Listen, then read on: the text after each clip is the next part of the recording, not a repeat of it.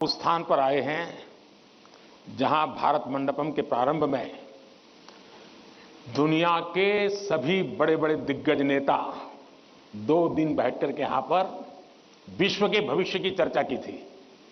आज आप उस जगह पे हैं और आप भारत के भविष्य की चर्चा आज अपनी परीक्षा की चिंताओं के साथ साथ करने वाले हैं। और एक प्रकार से परीक्षा पे चर्चा ये कार्यक्रम मेरी भी परीक्षा होता है। और आप में से बहुत से लोग हैं जो हो सकता है कि मेरी परीक्षा लेना चाहते होंगे। कुछ लोग होंगे जेन्युइनली जिनको लगता होगा कि जरूर कुछ बातें ऐसी पूछी जाए जिसका समाधान खुद को भी मिले, औरों को भी मिले। हो सकता है हम सब सवालों को तो एड्रेस न कर पाएं, लेकिन ज्यादातर उन सवालों के कारण बहुत से साथियों को समाधान हो जाएगा। तो आइए हम प्रारंभ करते हैं, ज्यादा समय न गंवाते हुए। कहां से शुरू करना है?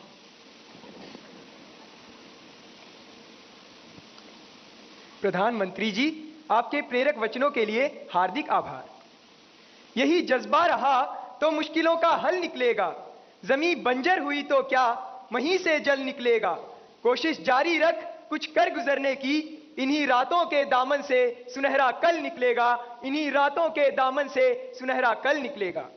प्रधानमंत्री जी, आपका प्रेरक एवं ज्ञानवर्धक उद्बोधन हमें सदैव सकारात्मक ऊर्जा और विश्वास से भर देता है। आपके आशीर्वाद एवं अनुमति से हम इस कार्यक्रम का शुभारंभ करना चाहते हैं। धन्यवाद मान्यवर। प्रधानमंत्री जी, रक्षा, स्वास्थ्य और पर्यटन के क्षेत्र में भारत के सहयोगी अरब देश ओमान स्थित इंडियन स्कूल धारसेट की छात्रा डानिया शबू हमसे ऑनलाइन जुड़ रही है और आपसे एक प्रश्न पूछना चाहती है। डानिया, कृपया अपना प्रश्न पूछिए।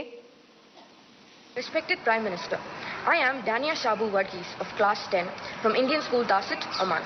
My question is, how do cultural and societal expectations contribute to the pressure students feel during examinations, and how can these external influences be addressed? Thank you. धन्यवाद डानिया।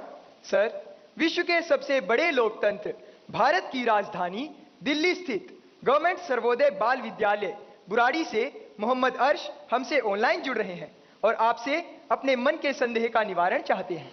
मोहम्मद अर्श, कृपया अपना प्रश्न पूछिए। माननीय प्रधानमंत्री जी, नमस्कार। मेरा नाम अर्श है। मैं जीएसबीवी बुराड़ी 12th H का छात्र हूं। मेरा आपसे प्रश्न ये है कि हम अपने परिवेश में परीक्षाओं को लेकर नकारात्मक चर्चाओं को कैसे संबोधित कर सकते हैं जो हमारी पढ़ाई और अच्छा प्रदर्शन करने की क्षमता को महत्वपूर्ण रूप से प्रभावित करती है। क्या छात्रों के लिए अधिक सकारात्मक और सहायक वातावरण बनाने के लिए कदम उठाए जा सकते हैं? धन्यवाद। Thank you Mohammad. ओमान से डानिया शबू और दिल्ली से मोहम्मद अर्श तथा हमारे जैसे अनेक विद्यार्थी समाज और आसपास के लोगों की एक्सपेक्टेशंस के प्रेशर को हैंडल नहीं कर पाते। कृपया उनका मार्गदर्शन करें। शायद मुझे बताया गया कि ये परीक्षा पे चर्चा का 7वां एपिसोड है और जितना मुझे याद है मैंने देखा है कि ये प्रश्न हर बार आया है और अलग अलग तरीके से आया है। इसका मतलब ये है कि 7 साल में 7 अलग अलग बैचेज इस परिस्थितियों से गुजरी है और हर नई बैच को भी इन्हीं समस्याओं का सामना करना पड़ रहा है। अब विद्यार्थियों की बैच तो बदलती है, लेकिन टीचर की बैच इतनी जल्दी बदलती नहीं है।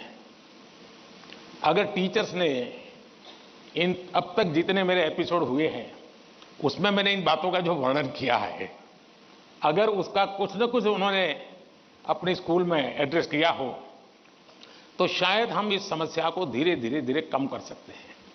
उसी प्रकार से हर परिवार में ज्यादातर हो सकता है बड़े बेटे ने या बेटी ने पहले एक आध बार ये ट्रायल हुआ हो, लेकिन उनके लिए ज्यादा एक्सपीरियंस नहीं है। लेकिन हर मां बाप ने किसी न किसी रूप में इस समस्या को जरूर अनुभव किया है। अब सवाल यह है कि इसका समाधान क्या हो। हम ये तो नहीं कह सकते भाई स्विच ऑफ, प्रेशर बंद, ऐसा तो नहीं कर सकते। तो हमने अपने आप को एक तो किसी भी प्रकार के प्रेशर को झेलने के लिए सामर्थ्यवान बनाना चाहिए। रोते बैठना नहीं चाहिए। मान के चलना चाहिए कि जीवन में आता रहता है, दबाव बनता रहता है, तो खुद को तैयार करना पड़ता है। अब जैसे कभी आप उस स्थान पे जाते हैं जहां ठंड ज्यादा है और आप किसी गर्म इलाके में रहते हैं, तो हम मन को तैयार करते हैं कि आज अब मुझे 3-4 दिन के बाद ऐसे इलाके में जाना है जहां ठंड ज्यादा है।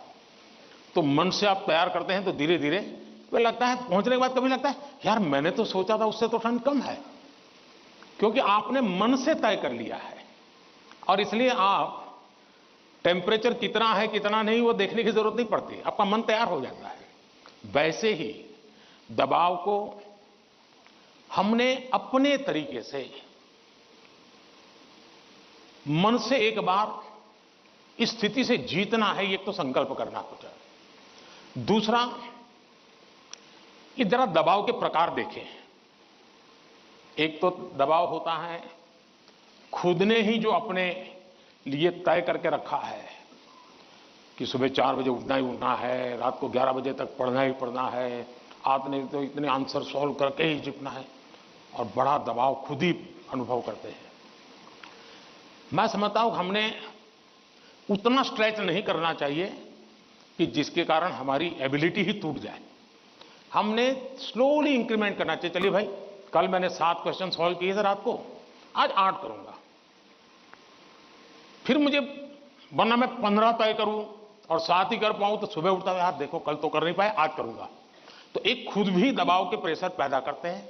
हमने इसको थोड़ा साइंटिफिक तरीके से कर रहे हैं। दूसरा, माँ बाप प्रेशर पैदा करते हैं, ये क्यों नहीं किया, वो क्यों नहीं किया, क्यों सोता रहा, चलो जल्दी उठते नहीं हो, पता नहीं एग्जाम है, और यहां तक कहते हैं देख वो तेरा दोस्त क्या करता है, तू क्या करता है। ये सुबह शाम जो कमेंट्री चलती है, रनिंग कमेंट्री, और कभी माँ थक जाते हैं तो पापा की कमेंट्री शुरू होती है, कभी पापा थक जाते हैं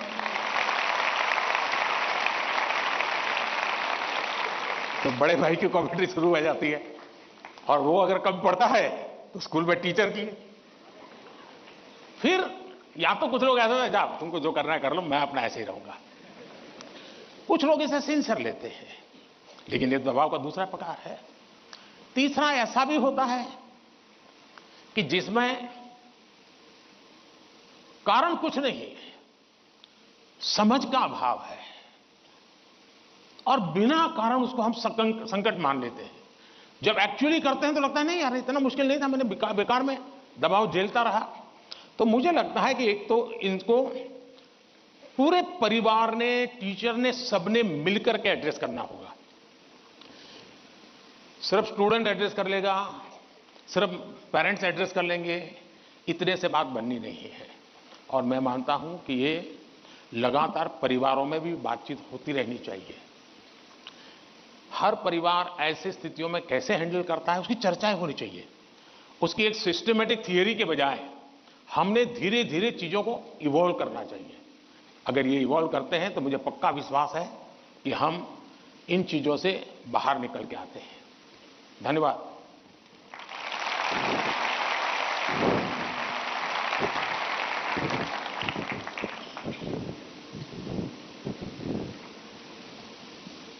पीएम सर, प्रेशर झेलने का मार्ग सुझाने के लिए आपका धन्यवाद। वीर सावरकर के बलिदान के साक्षी एवं अनुपम प्राकृतिक सौंदर्य के लिए प्रसिद्ध अंडमान निकोबार द्वीप समूह से एक अभिभावक भाग्य लक्ष्मी जी हमसे वर्चुअल माध्यम से जुड़ रही हैं। भाग्य लक्ष्मी जी, अपना प्रश्न पूछिए। माननीय प्रधानमंत्री जी नमस्कार। एक अभिभावक होने के नाते मेरा आपसे सवाल है कि छात्रा पर जो पीर प्रेशर रहता है, जो कि एक तरह से दोस्ती की सुंदरता छीन लेता है और छात्राओं को अपने ही दोस्तों के साथ प्रतिस्पर्धा करा देता है, उस पर आपकी क्या राय है? कृपया मुझे समाधान दें। धन्यवाद। धन्यवाद भाग्य लक्ष्मी जी। विश्व को सत्य, अहिंसा और धर्म की त्रिमूर्ति प्रदान करने वाली भूमि गुजरात स्थित पंचमहल के जवाहर नवोदय विद्यालय की छात्रा दृष्टि चौहान प्रधानमंत्री जी आपसे अपनी समस्या का हल जानना चाहती हैं। दृष्टि, कृपया अपना प्रश्न पूछिए। माननीय प्रधानमंत्री जी नमस्कार। मैं दृष्टि चौहान जवाहर नवोदय विद्यालय पंचमहल में कक्षा 6 की छात्रा हूँ। मेरा आपसे यह प्रश्न है कि कभी कभी परीक्षा के प्रतिस्पर्धी माहौल में दोस्तों के साथ प्रतिस्पर्धा भी अधिक दबाव पैदा करती है। कृपया सुझाव दें कि इससे कैसे बचा जा सकता है। आप मुझे इस पर अपना मार्गदर्शन प्रदान करें। धन्यवाद सर। धन्यवाद दृष्टि। नेचुरल ब्यूटी से भरपूर, बारिश की पहली बूंदों से भीगने वाला राज्य केरल में स्थित केंद्रीय विद्यालय क्रमांक 1 कालीकट से स्वाति दिलीप हमसे ऑनलाइन जुड़ रही हैं और आपसे अपना प्रश्न पूछना चाहती हैं। स्वाति, कृपया अपना प्रश्न पूछिए। Namaskar, Honorable Prime Minister Sir. I am Swati Dilip, a class 11 student from PM Sri Kendriya Vidyalaya number 1 Calicut of Ernakulam region. Sir, could you please guide us on how in this competitive world we can avoid unhealthy and unnecessary competition and also how to not take peer pressure into our heads? Thank you, sir. धन्यवाद स्वाति। प्रधानमंत्री जी, कृपया भाग्य लक्ष्मी जी, दृष्टि और स्वाति द्वारा पूछे गए प्रश्नों में पीयर प्रेशर और कंपटीशन से होने वाली चिंता तथा इसके कारण रिश्तों में आने वाली कड़वाहट से कैसे बचें, कृपया मार्गदर्शन कीजिए। अगर जीवन में चुनौतियां न हो, स्पर्धा न हो, तो फिर जीवन बहुत ही प्रेरणाहीन बन जाएगा, चेतनाहीन बन जाएगा। कंपटीशन होनी ही चाहिए, लेकिन जैसे एक सवाल में पूछा कालीकट से बच्ची ने, हेल्दी कंपटीशन, इसलिए कंपटीशन हेल्दी होना चाहिए। अब आपका जो सवाल है वो जरा डेंजर है और वो मुझे चिंता कराता है। शायद मुझे भी इस परीक्षा पे, चर्चा पे इस प्रकार का सवाल पहली बार आया है। देखिए, कभी कभी इस प्रवृत्ति का जहर, ये बीज पारिवारिक वातावरण में ही बो दिया जाता है। घर में भी माँ बाप, दो बच्चे हैं तो दोनों के बीच में कभी एक के लिए अच्छा बोलेंगे, कभी दूसरे के लिए, तो कभी उन दो भाई बहन में भी, या दो भाई में भी, या दो बहनों में भी, देखिए माँ ने उसको तो ये कह दिया और मुझे ऐसा कह दिया। एक इस प्रकार की विकृत स्पर्धा का भाव जाने अनजाने में परिवार के रोजमर्रा के जीवन में बो दिया जाता है। और इसलिए मेरी सभी पेरेंट्स से आग्रह है कि कृपा करके बच्चों की इस प्रकार की कंपैरिजन, अपने ही संतानों की ऐसी कंपैरिजन मत कीजिए। उसके अंदर एक द्वेष का भाव पैदा कर देते हैं और वो परिवार में भी कभी न कभी लंबे समय के बाद वो बीज एक बहुत बड़ा जहरीला वृक्ष बन जाता है। उसी प्रकार से मैंने बहुत पहले एक वीडियो देखा था, शायद आप लोगों ने भी देखा होगा। कुछ दिव्यांग बच्चे, उनकी एक कंपटीशन में सब दौड़ रहे हैं, 12-15 बच्चे अलग अलग, किसी दिव्यांग है तो कठिनाइयां है, लेकिन वो दौड़ रहे हैं। इतने में एक बच्चा गिर जाता है। अब ज्यादा बुद्धिमान लोग होते तो क्या करते हैं, वाह ये तो गया, चलो यार एक तो स्पर्धा में कम हो गया। लेकिन उन बच्चों ने क्या किया, सब के सब जो आगे चले गए थे वो भी पीछे आए, जो दौड़ रहे थे वो भी रुक गए। पहले उन सब ने उसको खड़ा किया और फिर दौड़ना शुरू किया। सचमुच में ये वीडियो